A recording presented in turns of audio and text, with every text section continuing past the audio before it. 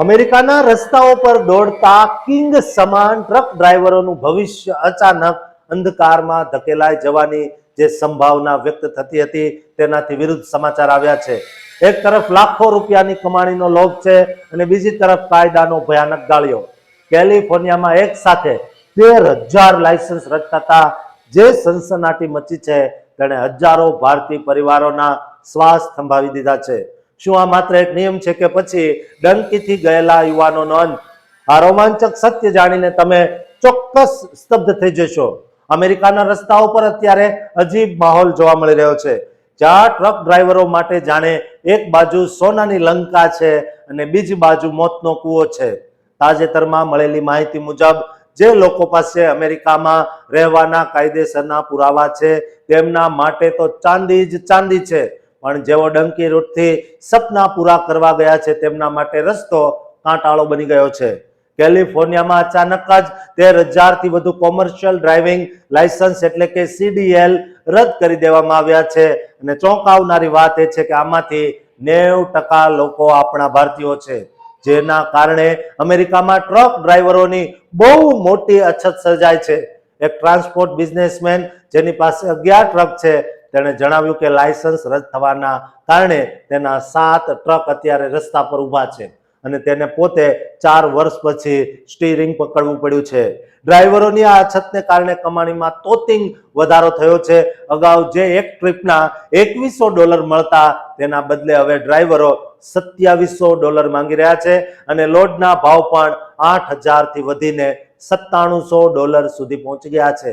આ પરિસ્થિતિમાં જો લોકો પાસે ગ્રીન કાર્ડ છે કે સિટીઝનશીપ છે તેઓ કોરોના કાળની જેમ લાખો રૂપિયા છાપી રહ્યા છે અને તેમની મહિનાની કમાણીમાં 10 લાખ રૂપિયા જેટલો વધારો થયો છે. આ વધારાનું રહસ્ય એ છે કે આપણા દેશી લોકો બચત કરવામાં બહુ માહેર છે, હોશિયાર છે. તેઓ અમેરિકન ગોરાઓની જેમ બહાર હોટલમાં જમીને ખર્ચ નથી કરતા, પણ 5-6 મિત્રો સાથે રહીને ભાડું બચાવે છે અને ઘરેથી જ રોટલા બનાવીને લઈ જાય છે, જેથી બધો જ પૈસો બચે. તેઓ 18 કલાક ટ્રક ચલાવીને મહેનત કરે છે, જ્યારે ગોરાઓ 11 કલાક પછી ગાડી ઊભી રાખી દે છે. પણ બીજી બાજુ આપણા ગુજરાતીઓ, હરિયાણાના અને ભારતીય યુવાનો જેઓનો કિસ્સો ડરાવી રહ્યો છે, તે યુવાન ડંકીથી અમેરિકા ગયેલો અને અસાઇલમ પર હતો, પણ ફ્લોરિડામાં પોલીસ ચેકિંગમાં તેનું લાયસન્સ અનવેલિડ ગણવામાં આવ્યું. તેને જેલમાં ધકેલી દેવાયો. માલિકે $3,500 બોન્ડ ભરીને તેને છોડાવવાનો પ્રયત્ન કર્યો, પણ આઈસે તેની જૂની તારીખ તોડવાના કારણે કસ્ટડીમાં લઈ લીધો. હવે તેની ઇન્ડિયા ડિપોર્ટેશનની ફ્લાઇટ પણ ખુલી ગઈ છે. અમેરિકામાં ટ્રેન્ડ એવો છે કે જેણે એકવાર ટ્રક ચલાવી લીધો તે બીજું કામ કરી શકતો નથી, કારણ કે સ્ટોર પર આખો દિવસ ઊભા રહીને જે આખા મહિનામાં કમાણી થાય તેટલા પૈસા ટ્રક ડ્રાઈવર માત્ર 1 અઠવાડિયામાં કમાઈ લે. પણ અત્યારે ડર એવો છે કે લાયસન્સ હોવા છતાં પણ ઘણા યુવાનો ટ્રક ચલાવતા ડરી રહ્યા છે, કારણ કે ટ્રમ્પ સરકારના આદેશ પર ટ્રાન્સપોર્ટ સેક્રેટરી સીન ડેફી હવે પૂરા અમેરિકામાં ગેરકાયદે જે લોકો વિરુદ્ધ મોટું અભિયાન ચલાવી રહ્યા છે. જે સ્ટેટની સરકારો સાથ નહીં આપે તેમનું સેન્ટ્રલ ફંડ રોકી દેવામાં આવશે તેવી ચીમકી પણ આપવામાં આવી રહી છે. નવા કાયદા મુજબ હવે માત્ર H1, H4 citizen, green card અથવા F1 વિઝા વાળા જ ટ્રક ચલાવી શકશે. ડંકીથી ગયેલા લોકોના લાયસન્સ હવે રિન્યુ પણ નહીં થાય અને તેઓએ હવે બીજું કામ શોધવું પડશે.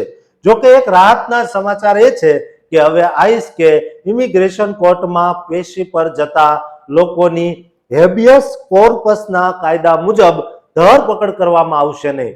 ટ્રમ્પ સરકારને માનવાધિકારના કાયદાને કારણે આ બાબતે બેકફૂટ પર આવવું પડ્યું છે, જે ડંકીથી ગયેલા લોકો માટે થોડીક આશા જગાવે છે અને હવે તેઓ પોતાની તારીખ પર કોર્ટમાં જઈ શકશે.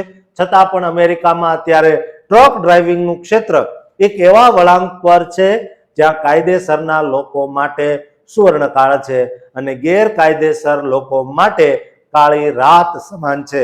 આ કમાણી ક્યાં સુધી ચાલશે તે તો સમય જ બતાવશે, પણ હાલમાં તો અમેરિકામાં કાયદેસર રહેતા લોકો માટે નસીબ ખુલી ગયા હોય તેવું દ્રશ્ય દેખાઈ રહ્યું છે. દોસ્તો, તમારું શું માનવું છે આ અંગે તે કોમેન્ટ જરૂર કરજો અને જે લોકો કાયદેસર રીતે વસવાટ કરે છે તેમના સુધી આ વિડીયો શેર કરજો અને આ સમાચારને ચેનલને સબસ્ક્રાઇબ કરવાનું ચૂકતા નહીં.